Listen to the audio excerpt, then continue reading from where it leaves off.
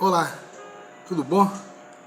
Hoje eu quero falar um pouco sobre o Pai Nosso. Sim, o Pai Nosso que Jesus ensinou como uma grande referência do que seria nosso contato, nossa intimidade com Deus. O Pai Nosso nos ensina muitas coisas, nos ensina muitas percepções acerca da relação tanto com Deus, horizontal, como entre nós, de modo horizontal.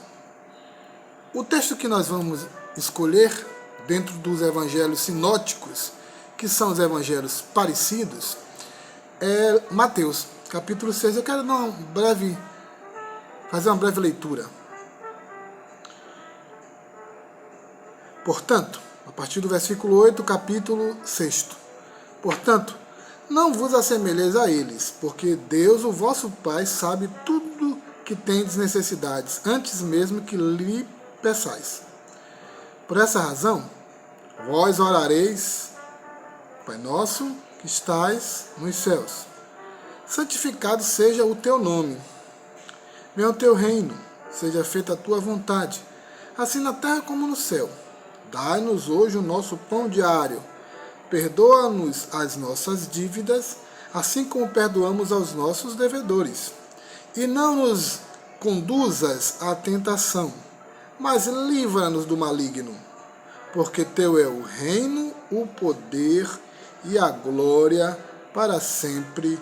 Amém. Seguindo aqui a versão King James. Muito bem.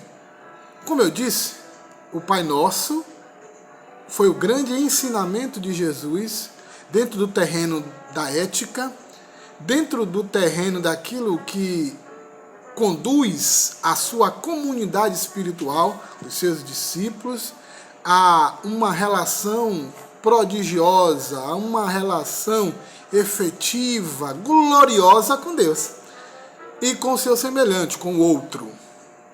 O Pai Nosso é cheio de empatia, nos ensina essa extrema virtude de nos relacionarmos de modo produtivo com o outro. E olhando para o Pai Nosso, para esse ensinamento modular, para esse ensinamento paradigmático de nosso Mestre, de nosso Senhor, do cabeça da igreja, nós devemos destacar algumas coisas importantes. Em primeiro plano, eu acho que a introdução da oração é muito válida, é extremamente pontual, que lancemos nossos olhos e olhemos com mais carinho. O texto diz que Jesus, começando a ensinar essa oração, diz algumas coisas importantes. Primeira coisa, ele vai dizer que a oração precisa ter um fundamento importante, qual seja a convicção, e aí vamos colocar a fé, de que Deus existe, isso é um pressuposto, e de que Deus está atento às nossas necessidades. Escute bem, aqui se rechaça dois pensamentos filosóficos acerca de Deus. O primeiro deles é o ateísmo, Deus existe. E note que Jesus não faz nenhuma fundamentação teórico-conceitual, filosófica, ele diz apenas que o nosso Pai que está nos céus, ou seja, ele existe, ele é real, ele é o Deus que está presente. E uma segunda coisa importante, esse Deus que é um rechaço ao deísmo, ou seja, Deus fez tudo, criou o cosmos, deixou leis inalteráveis e foi embora.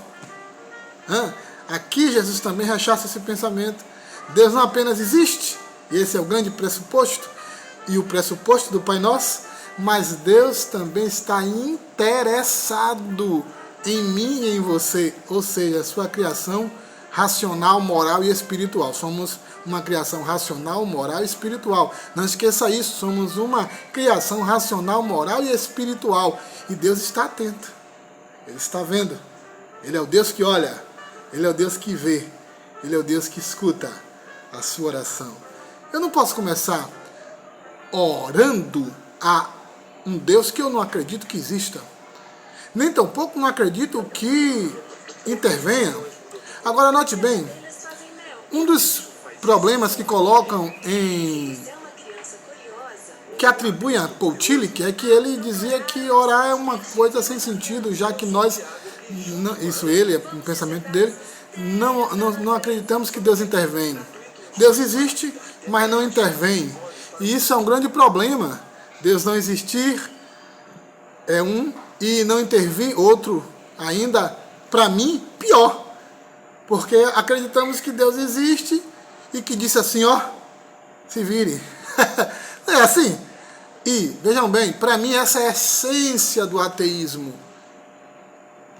Não do ateísmo dogmático, conceitual, mas do ateísmo prático.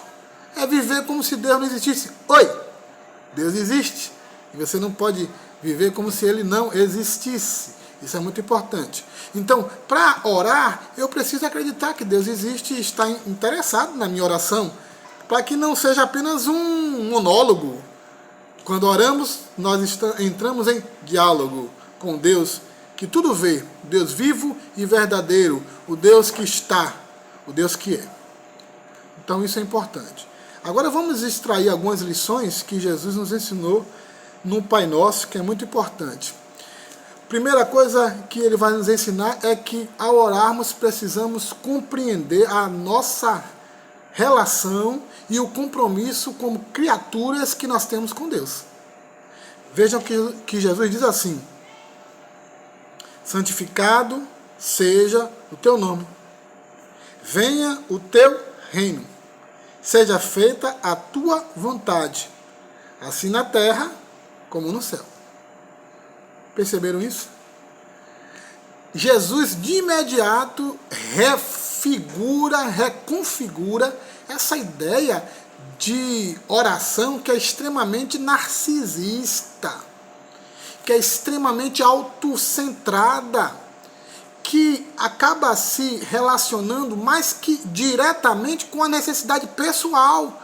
Você ora apenas por seus desafios, por seus interesses, por suas necessidades. Ou seja, são orações marcadas indelevelmente por uma demanda, escute isso, por uma demanda pessoal, autocentrada e, infelizmente, narcísica. Jesus reformula isso. Quando ele coloca em primeiro lugar Deus, ele diz, olha, santifica o nome de Deus, separe. Ou seja, aqui a ideia do termo grego aqui é exatamente você fazer uma separação importante e do nome. Nome aqui é a pessoa de Deus. O nome denota a pessoa, não apenas para Deus, mas isso é um elemento importante na cultura antiga, aqui no primeiro século, na cultura, sobretudo na cultura hebraica. De certa forma é um hebraísmo, a correlação dos nomes, lembra, por exemplo, de Esaú, os nomes tinham a ver com circunstâncias, com as pessoas, com aquilo que estava envolvido no processo. Lembrem que no Antigo Testamento uma pessoa recebeu o nome de Icabode, ou seja, a força e a glória de Deus estava associada à derrota de Israel aos filisteus. Na verdade foi a filha de Eli que colocou esse nome, porque Israel perdeu tempo, quando a notícia veio, ela entrou em parto, a criança nasceu, ela botou o nome da criança Icabode, ou seja, o nome tem uma relação muito grande com as circunstâncias e a pessoa. Então, quando fala do nome de Deus, não apenas aqui, mas em todo lugar que você ouvir o nome de Deus, entenda que está falando da pessoa de Deus. Então, Jesus disse, santifiquem a Deus nas suas relações, separem a sua relação, tornem a relação de Deus sublime, tornem a relação de Deus extremamente singular. Não coloquem Deus numa relação de competição com os nossos outros interesses, com as outras pessoas que fazem parte do nosso viver, do nosso existir. Deus tem que estar no nosso existir, numa condição exaltada, transcendente, porque é assim que devemos lidar com o transcendente, que é Deus, aquele totalmente outro, que é o Senhor. Jesus nos ensina isso no Pai Nosso. Olha como é importante isso. Ele nos ensina categoricamente isso.